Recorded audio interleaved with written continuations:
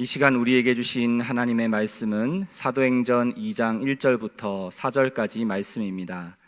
신약 187쪽입니다. 이제 하나님의 말씀을 봉독합니다. 오순절날이 이미 이름에 그들이 다 같이 한 곳에 모였더니 호련히 하늘로부터 급하고 강한 바람 같은 소리가 있어 그들이 앉은 온 집에 가득하며 마치 불의 혀처럼 갈라지는 것들이 그들에게 보여 각 사람 위에 하나씩 임하여 있더니 그들이 다 성령의 충만함을 받고 성령이 말하게 하심을 따라 다른 언어들로 말하기를 시작하니라. 아멘. 오늘 위로부터 임하는 능력 세 번째 시간, 행동하시는 하나님, 마지막 시리즈 설교 함께 나누도록 하겠습니다. 여러분, 현대인들에게 있어서 기다림은 익숙하지가 않습니다. 우리는 어떻게든 덜 기다리려고 아주 애를 씁니다. 은행에 가서 줄 서는 것 너무 귀찮아서 우리는 인터넷 뱅킹을 합니다. 마트에 가서 구매 목록을 적어서 줄을 서는 것보다 셀프 계산기 때를 찾아가고 그것도 모자라 그냥 온라인으로 구매하기도 합니다. 이제 우리가 사는 세상은 어찌 보면 나를 기다려주지 않게 해주는 것이 그것이 미덕이요, 그것이 나를 존중해주는 것이요, 어떤 누군가를 기다리지 않게 빨리빨리 신속하게 해주는 것이 능력이고 실력인 세상 속에 우리가 살아가고 있습니다. 그러나 여러분, 개인과 공동체와 나라가 어떤 중대한 위기를 만났을 때, 그러니까 아무리 뭘 서둘러도 이제는 그런 서두르는 것조차 아무런 소용이 없는 그 지경에 봉착했을 때, 그때 그러한 위기 속에서도 어떤 이는 그 위기를 디딤돌로 삼아 부흥을 경험하는 사람들이 있고, 그 위기를 어떤 인생의, 어떤 인류의 대전환점을, 변곡점을 삼아서 성장하고 성숙하고 형통의 길로 들어서는 사람들이 있다는 것이죠.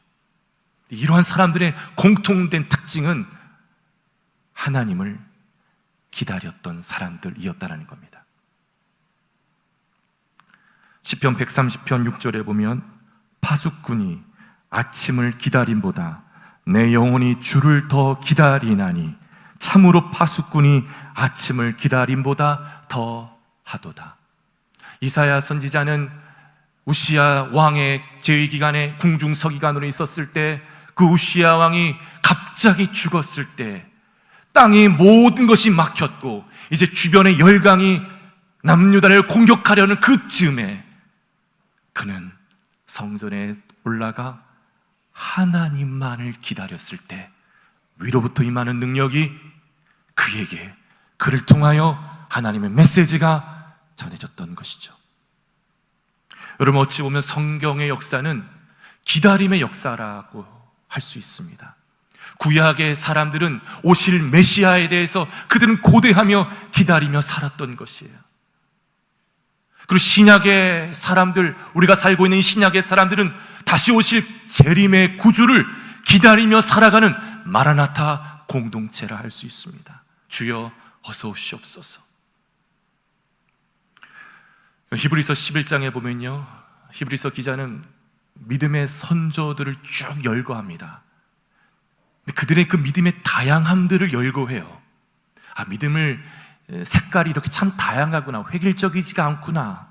그런데 그 히브리서 11장의 그 히브리서 기자는 믿음의 선조들의 이 다양한 믿음의 색깔들 가운데 이들 모두를 하나의 구슬로 꿰는 한 가지 공통 분모를 찾아냅니다. 그것이 무엇인가? 이들 모두는 하나님의 약속을 기다리고 있었던 사람들이었다라는 것.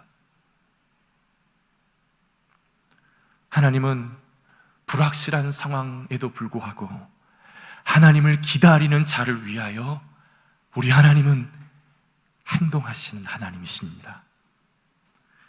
지금처럼 캄캄하고 한 치 앞도 내다볼 수 없는 이 불확실한 이 코로나 이런 시대 속에 우리가 살아간다 할지라도 우리가 해야 될 일은 다른 것이 아닌 하나님을 기다려야 된다는 것.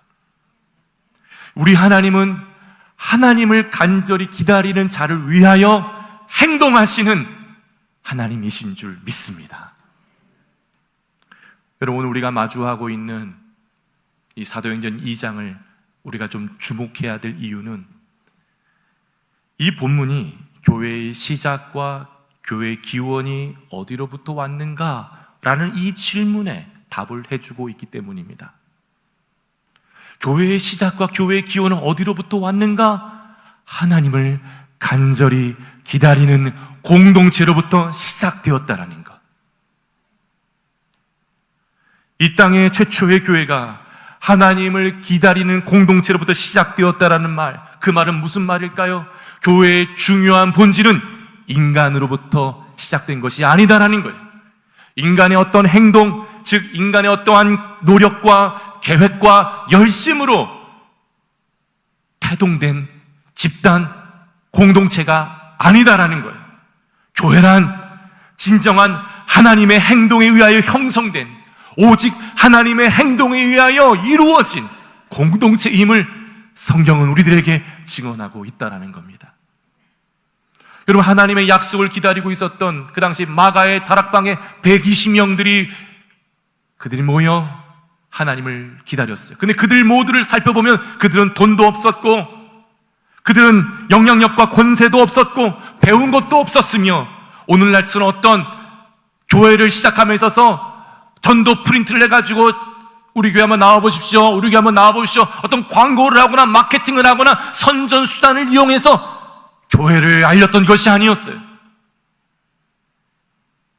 교회는 인간이 무언가를 행동했기 때문에 시작된 것이 아니라 하나님께서 이들에게, 하나님께서 이들 속에서, 하나님께서 이들을 통하여 하신 하나님의 행동 때문에 시작된 것이 바로 교회이다라고 성경은 증언한 것입니다. 이것이 교회의 중요한 본질이요, 교회의 존재 이유인 것입니다. 사도행전 2장뿐만 아니라 성경을 읽어 나가고 있는 사람들이 가장 우리가 먼저 깨달아야 될 것은 무엇인가? 우리의 출발점은 사람이 아니라 우리의 출발점은 오직 하나님의 행동으로부터 시작되어야 된다는 것. 그것이 교회요, 그것이 그리스도인들이다라는 것. 성경에서 증거하고 있는 하나님은 살아계신 하나님일 뿐만 아니라 하나님을 간절히 기다리고 있는 자들을 위하여 하나님은 행동하시는 하나님이심을 증거하고 있는 성경책인 겁니다. 누가복음 24장 49절에 보면 예수님이 제자들에게 이렇게 말씀합니다. 볼지어다 내가 내 아버지께서 약속하신 것을 너희에게 보내리니 너희는 위로부터 능력으로 입혀질 때까지 이 성에 머물라 하시니라. 이 성에서 머물며 기다리라 하시니라. 여러분, 성부 하나님이 우리를 위하여 성령을 약속하셨습니다. 그리고 그 약속을 붙잡고 기다리는 자들을 위하여 우리 주 예수 그리스도는, 성자 하나님은 그 성부 하나님 아버지 하나님부터 성령을 받아 제자들에게 기다리는 공동체 위에 성령을 부으신 이가 누구인가? 예수 그리스도이신 겁니다. 그들 속에 들어가서 역사하시는 성령은 그들을 진리 가운데로 이끌어내셨고, 그리고 하나님을 알지 못하고 예수를 알지 못하고 예수를 십자가 보았던 그들을 자신의 죄가 깨닫고 예수 앞에 회개하며 예수 앞에 세례를 받으며 하나님의 자녀가 되게 또 회심의 역사를 이루었던 그 일은 누가 하고 계시는가? 성령 하나님이 행동하고 계시는 것입니다. 이 모든 것이 구원에 이루기 위한 모든 역사는 하나님의 행동으로 시작되었다라는 것입니다. 여러분, 하나님을 기다리면 하나님은 행동하십니다. 하나님을 기다리지 못했던 아브라함 13년 동안 하나님의 부재를 경험합니다. 하나님을 기다리지 못했던 사울 왕, 하나님으로부터 왕의 직분에서 파면되게 됩니다. 하나님을 기다렸던 다윗, 하나님을 기다렸던 하나님의 순수한 사람들, 그들 모두는 하나님을 기다리는 자들을 위하여 하나님을 행동하신 하나님이심을 성경은 우리들에게 누누이 증거하고 있으며 우리들을 초대하고 있는 거면, 너는 무엇을, 누구를 기다리고 있는가? 하나님을 정녕 기다리며 살고 있는가?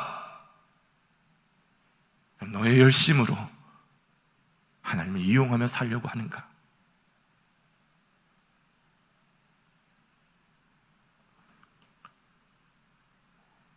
이제 우리는 사도행전 2장의 이 말씀을 통하여 하나님을 기다렸던 그들에게 하나님이 어떻게 행동하셨는지를 우리 같이 함께 좀 살펴보기를 원합니다.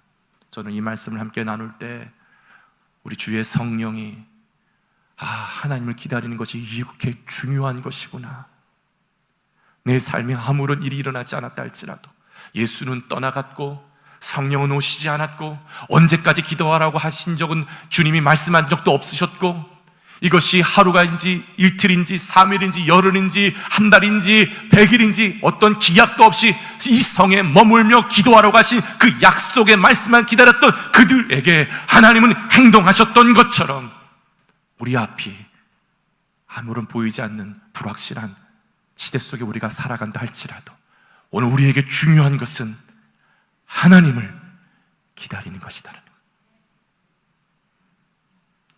자, 우리 말씀 하나님이 어떻게 행동하셨는지 같이 한번 살펴보겠습니다. 2장 1절 말씀 함께 같이 읽어보도록 하겠습니다. 오순절 날이 이미 이름에 그들이 다 같이 한 곳에 모였더니. 아멘. 여러분, 오늘 말씀에 보면 오순절 날이 이름에, 성령은 언제 임하셨는가? 오순절 당일에 임하셨습니다.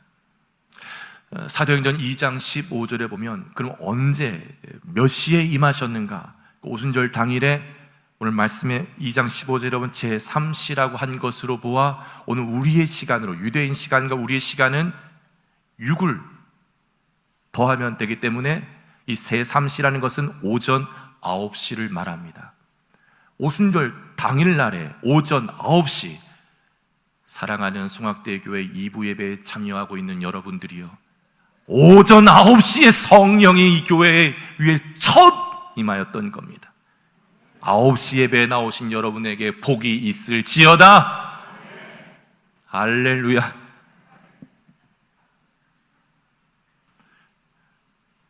여러분이 오순절, 이 절기가 어떤 절기인지 우리가 좀 살펴보아야 이 말씀의 의미를 더 확실하게 깨닫게 됩니다. 오순절 절기를 알기 위해서는 유대인 절기 가운데 유월절을 알아야 됩니다. 유월절 절기란 이스라엘 백성들이 400년간의 노예 생활에서 해방된, 우리를 해방시켜준 그 하나님을 기념하며 그 하나님께 감사하며 올려드리는 절기가 유월절 절기입니다.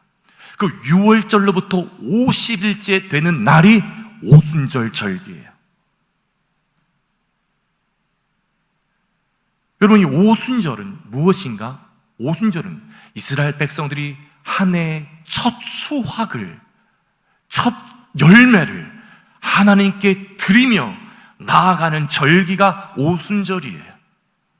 근데 유월절 축제는 유월절 축제로 그 하루로 끝나는 것이 아니라 50일 동안 오순절까지 완성하는, 유월절 축제는 오순절에 가서야 완성하는, 유월절과 오순절은 동전의 양면으로 하나인 거예요. 근데 이것이 매우 영적인 의미가 있는 겁니다. 지금 여러분, 예수님은 언제 잡히셨을까요? 그리고 언제 죽으셨을까요? 예수님은 유월절 전날에 잡히셨고 유월절 당일에 십자가에 어린 양이 되어 죽으셨습니다. 우리의 죄를 위하여, 우리의 죄에서 우리를 해방시켜 주시기 위하여. 유월절 절기는 어떤 절기라고 했어요? 400년 동안의 노예 생활을 청산케 해주신, 해방시켜 주신 그 하나님께 감사하며, 우리를 구원해내신 하나님께 감사하며 시작되는 절기가 유월절이라고 했는데, 예수 그리스도께서는 유월절 당일에 우리의 죄에서 우리를 해방시켜 주시고자 주님이 유월절 당일에 죽으셨던 거예요. 원래 유대인 사회에선 유월절 절기에는 사형 집행을 해서는 안 됩니다. 사형 집행을 한 그 감독은, 그 총독은 반란이 일으키고 밀란이 일어났던 거예요. 근데 마태복음 26장 2절에 보면요, 예수님이 이렇게 말씀하십니다. 너희가 아는 바와 같이 이틀이 지나면 유월절이라 인자가, 예수님 자신이 십자가에 못 박히기 위하여 팔리리라 하시더라.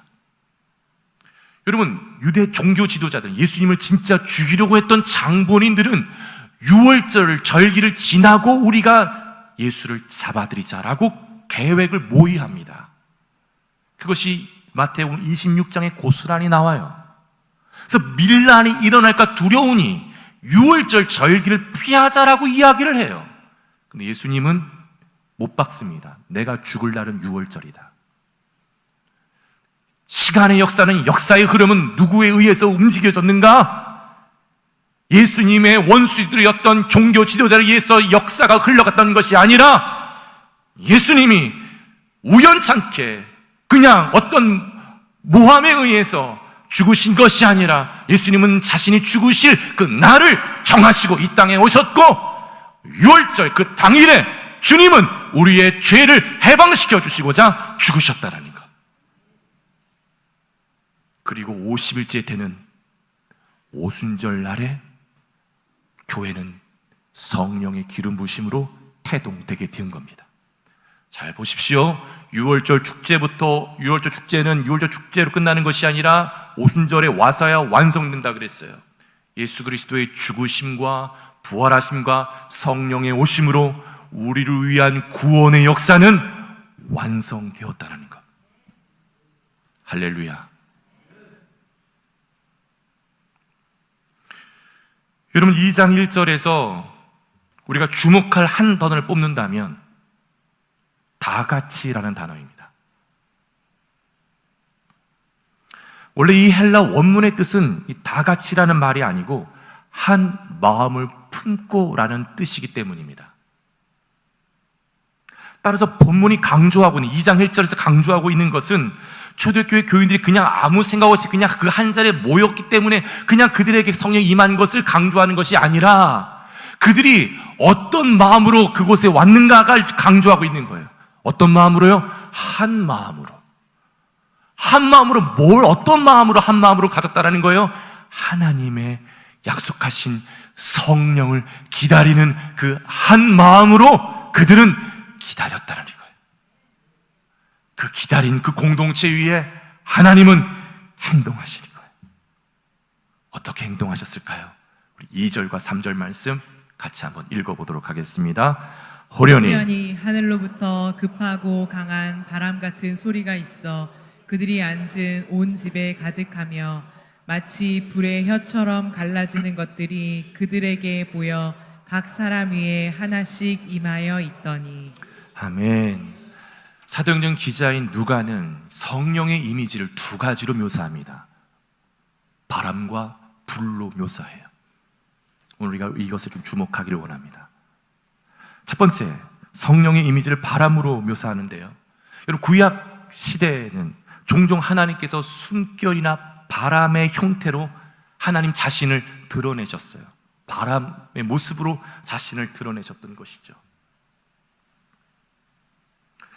히브리 말로 바람과 성령은 같은 말입니다. 그래서 예수 그리스도께서 니고데모와의 대화 가운데 성령을 니고데모가 이해할 수 없으니 예수님 뭐라고 얘기해요? 네가 바람이 어디서부터 불며 어디로 끝나는지 알지 못하는 것처럼 성령의 일하심을 넌 알지 못한다. 거듭나지 않으면. 거듭난 사람만이 성령의 운행하심을 보게 될 것이다. 바람처럼 바람의 흘러감을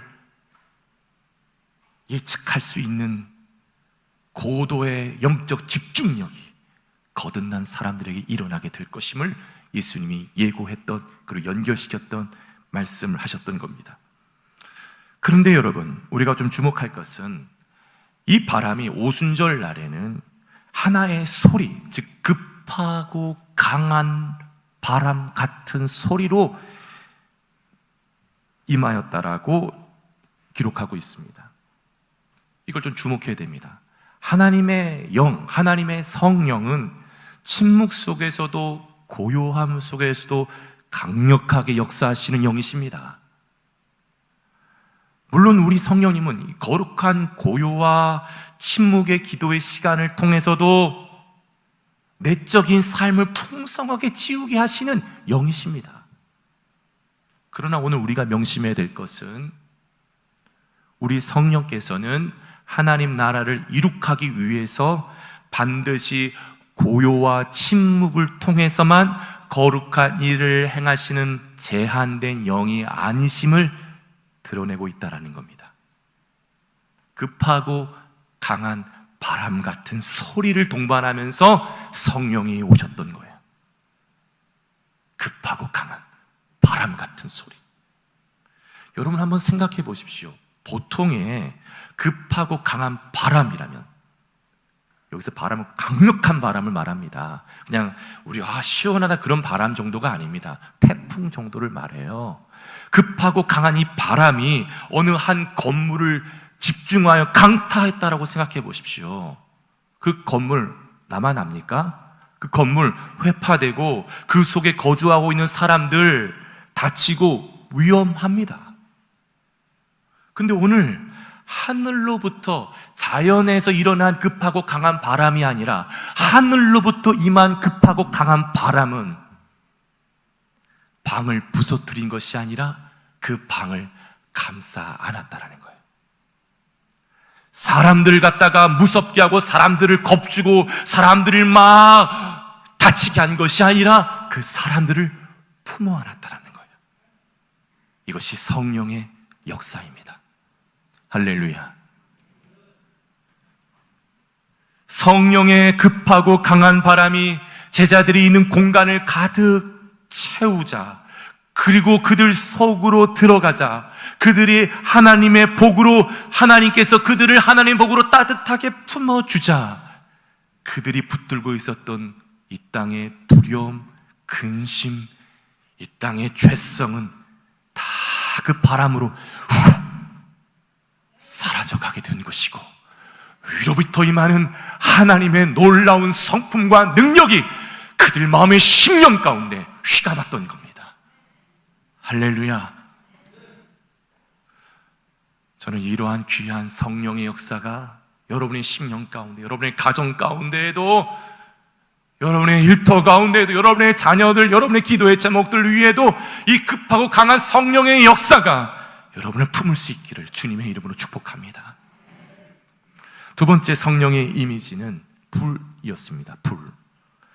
여러분, 구약에서 하나님은 불로 임재하셨습니다.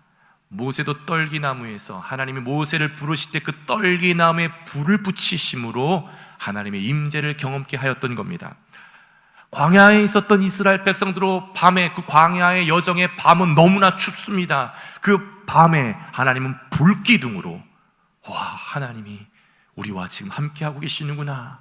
그 어린아이서부터 어르신에 이르기까지 그들은 그 천막 속에서 하나님의 불기둥을 바라보며 평안하게 잠을 청할 수 있었던 겁니다. 불은 하나님의 임재를 상징하였던 거예요. 히브리서 12장 29절에 보면 우리 하나님은 소멸하는 불이십니다.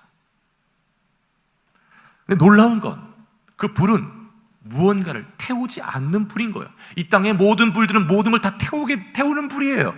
그러나 하늘로부터 내려진 불은, 떨기나무에 붙은 불도 떨기나무를 태우지 않았어요. 120명의 그 마가의 다락방에 모인 하나님의 예수의 제자들도 성령의 불은 그들을 태우지 않았던 거예요. 이 성령의 두 번째 이미지인 이 불은 뭐라고 지금 표현하고 있냐면 불의 혀였다라는 것을 우리가 좀 주목해야 됩니다. 불의 혀였다. 하나님께서는 그 불의 혀를 통하여서 앞으로 이 땅에서 하나님께서 이루고자 하시는 교회는 이 세상에서 무엇과 이 세상과 싸워야 되는가를 우리들에게 일깨워 주고자 그 성령의 이미지를 불의 혀로 표현하고 있는 겁니다. 나타났던 거예요. 교회는 검을 가지고 힘을 가지고 싸우는 교회가 아닌 하나님의 말씀의 검을 가지고 세상과 싸우는 교회임을 일깨워 주고자 오늘 이 사도행전 2장에서 성령의 이미지는 불의 혀로 임하였던 것입니다. 교회의 유일한 무기는 힘이 아니에요, 돈이 아니에요, 어떤 건물의 모습이 아니에요, 교회의 성도들의 숫자가 아니에요. 교회의 진정한 무기는 오직 예수 그리스도의 복음인 줄 믿습니다. 여러분, 위로부터 임한 불의 혀란 그럼 도대체 누구의 혀를 말하는 걸까요? 여기서 말한 불의 혀란 주님의 혀를 말하는 겁니다. 성령 충만한 사람은 자기의 혀가 아닌 주님의 혀를 지니고 주님의 혀로 말하는 사람이 되기 시작하는 거예요. 이들은 성령의 충만을 받기 전까지는 서로 싸웠어요. 서로 한 자리를 차지하려고. 이 제자 그룹에서는 극우자도 있었고 극좌파도 있었어요. 그러나 이들 모두는 성령을 받기 전에 서로 싸웠던 거예요. 성령이 임하자, 주님의 혀가 그들 가운데 임하자 비방을 멈춘 거예요. 싸움을 멈춘 거예요. 놀라운 하나님이 일어나게 된 거예요. 주님의 혀로 말한다는 것은 내 마음대로 내 임의대로 내뱉는 말이 아니라 주님의 마음을 품고 주님의 뜻을 드러내는 혀를 말하는 거예요. 주님의 성령이 내게 충만하게 임하면 내 혀를 주장하기 시작한다는 겁니다. 그래서 모든 신약의 서신서에 이 말을 가지고, 이 언어를 가지고 교회를 일깨우는 일을 계속 해나갔던 겁니다.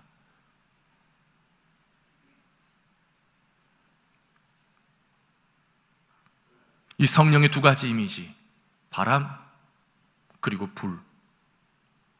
이 바람과 급하고 강한 바람이 그들을 감싸 주었고 불의 혀가 그들 각 사람 위에 임하자 그들에게 즉각적인 어떤 일들이 일어나게 됩니다. 두 가지 일이 일어났는데요, 우리 말씀 4절 같이 한번 읽어보도록 하겠습니다. 그들이 다 성령의 충만함을 받고 성령이 말하게 하심을 따라 다른 언어들로 말하기를 시작하니라.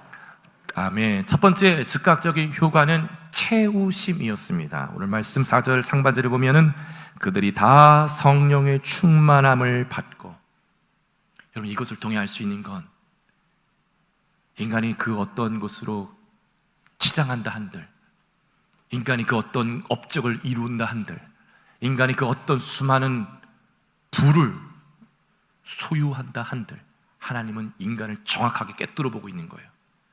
인간은 성령의 충만함을 경험하지 않고 충만함을 채우지 않고 성령으로 채움받지 않은 인생은 하나님 보시기에는 텅 빈 인간이라는 거예요.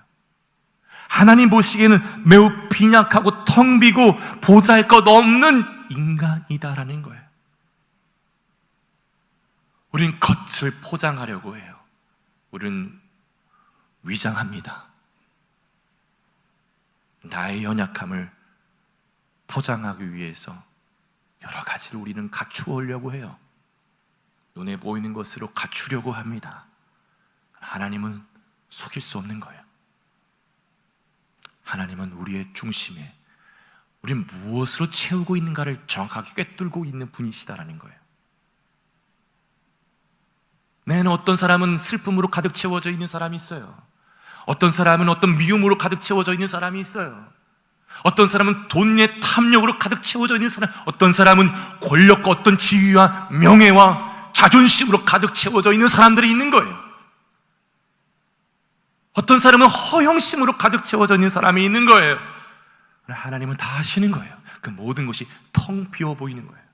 성령으로 채우지 않고서는, 성령으로 충만함으로 채우지 않고서는 인생은 그 어떠한 모든 것을 가진다 한들, 어떠한 지식에 쌓는다 한들, 그 어떠한 자리에 올라선다 한들 허전하고 허무하고 외로울 수밖에 없는 인생이다라는 것. 여러분, 속이 텅 빈 사람일수록 허풍이 심하고 자기 자랑과 자기 과시가 심하고 제잘제잘 거리는 소리가 큰 법입니다. 이런 사람일수록 수많은 수단은 늘어놓지만 아무런 가치도 없는 소리일 경우가 참 많습니다. 여성들이여 고개를 숙이지 마시고 고개를 드십시오. 남성들도 수다 떠는 분들 참 의외로 많습니다. 우리 집에는 3명의 여자가 수다를 떠는데 정신이 없어.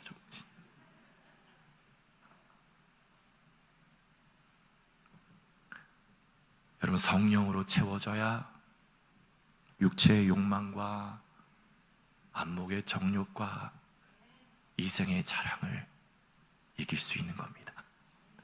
내 힘으론 도저히 이길 수가 없어요. 우린 자꾸 뭔가를 자랑하려고 그래요. 그래서 우린 백화점을 자주 가는 거예요.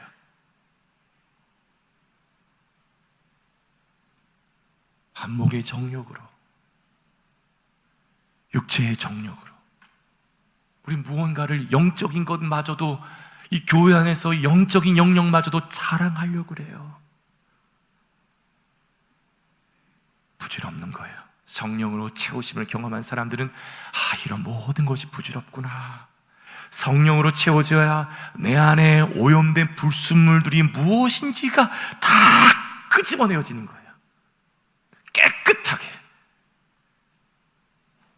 그 어떠한 것도 볼 수 없었던 내 안에 그 붙어 있었던 그 불순물들이 성령이 내 안에 부어지고 채워져야 다 불순물에 씻겨져 흘러넘쳐 사라지는 겁니다. 할렐루야. 저는 이러한 귀한 은혜가, 채우심의 역사가 우리 가운데 일어나기를 축복합니다. 두 번째 즉각적인 제자들 가운데 그 효과는 말씀하심이었습니다. 성령이 말하게 하심을 따라, 성령이 말하게 하심을 따라. 진실로 하나님의 성령이 역사하시는 곳에는 먼저 채우심을 받았고, 그런 다음에 말씀하심을 받게 되었다는 것. 성령으로 채우심을 받은 자만이 하나님의 말씀하심이 들려지고 말씀하심에 따라 행동할 수 있다는 것. 제 아무리 흉내낸다 한들 하나님의 말씀을 따라갈 수 없던 거예요. 어떻게 해야 말씀을 따라갈 수 있는 삶을 살 수 있는가? 성령으로 채우심을 받은 사람만이 말씀하심을 따라 살아갈 수 있는 거예요. 성령의 말씀이 내 심령에 임하면 그 언어는 사람을 살리는 언어가 되는 것이요, 그 말은 평화를 이루는 말이 되는 것이요, 하나님을 높이는 말이요, 예수 그리스도 이름만을 높이는 말이 내 심령 가운데 흘러가게 되는 줄 믿습니다.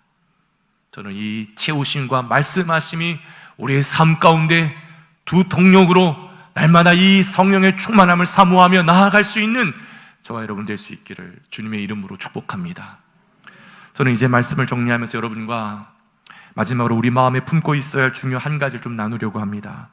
여러분, 사도행전 2장에 임한 오순절 성령 강림 사건은 영원한 단 이례적 사건입니다. 두 번 다시 반복되지 않는, 예수의 죽으심과 부활이 반복되지 않았던 사건인 것처럼 이 성령의 오순절 성령 강림 사건은 반복되지 않은 영원한 단 한 번의 사건입니다. 급하고 강한 바람 같은 소리, 불의 혀처럼 임하여 외국어 방언을 하는 것, 이것은 두 번 다시 일어나지 않았습니다. 교회 역사 가운데. 그러나 성령의 충만은 다릅니다. 성령의 충만은 반복하여, 사도행전에 보면 반복하여 역사가 일어났습니다.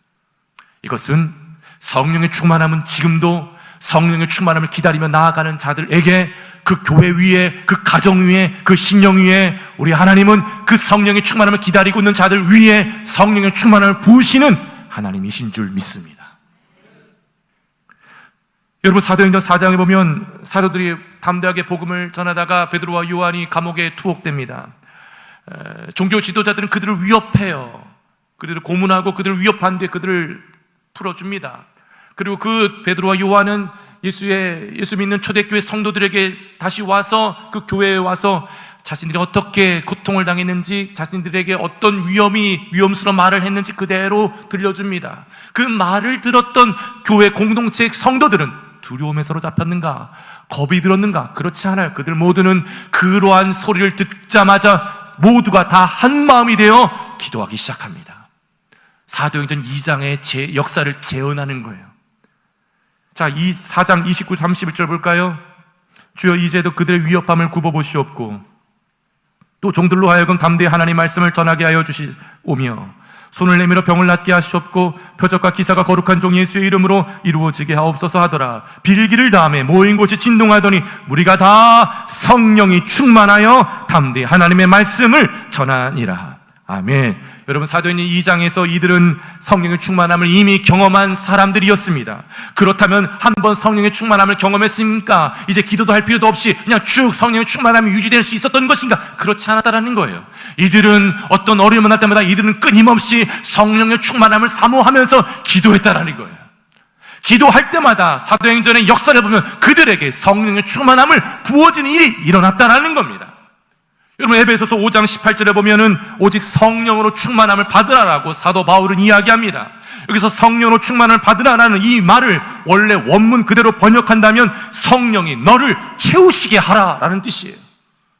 성령이 너를 채우시게 하라. 이 동사를 보면 현재 진행형이 사용돼 계속 진행해야 된다는 것입니다. 완료형이 아니에요. 한번 성령의 충만을 받았으니까 1년 동안 내가 이제 기도도 안 해도 되겠지가 아니라 매일 매 순간 성령의 충만함을 사모하며 예수의 제자 공동체가 40일 동안 예수님과 하나님 나라 제자 말씀을 공부하고 그리고 열흘 동안 그들이 기도에 힘썼던 것으로서 성령의 오심을 기다림으로 예열했던 것처럼 우리 공동체는 하나님의 성령의 임하심을 충만함을 기다리는 예열 공동체가 되어야 됩니다. 내 심령을 하나님 말씀에 집중하며 내가 기도하면 메어 나아갈 때 하나님을 기다리고 있는 자들 위해 하나님은 우리의 삶에 있는 모든 어려움을 이길 수 있는 성령의 충만함을 채우시는 역사가, 말씀하심의 역사가 저와 여러분의 심령 가운데, 우리 공동체 위에, 여러분의 가정 가운데 부어주실 줄 믿습니다. 그 은혜가 함께하기를 축복합니다. 우리 같이 함께 찬양하며 나아갈까요? 하늘의 문을 여소서 이곳을 주목하소서. 함께 찬양합니다.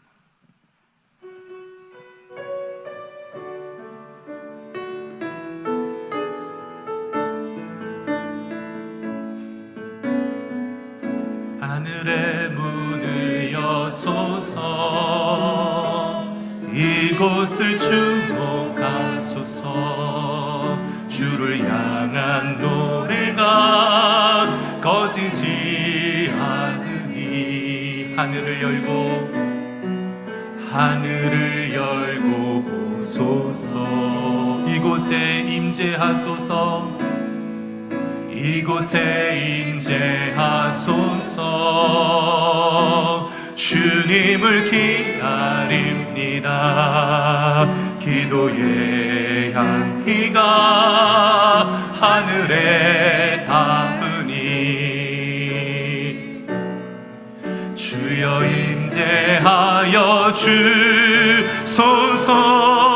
이곳에 오셔서 이곳에 앉으소서. 이곳에서 드릴 예배를 받으소서. 주님의 이름만이 오직 주의 이름만 이곳에 있습니다. 이곳에 오셔서 이곳에 앉으소서. 이곳에서 드릴 예배를 받으소서. 주님의 이름만이 오직 주의 이름만 이곳에 있습니다. 성령이 오셨네. 성령이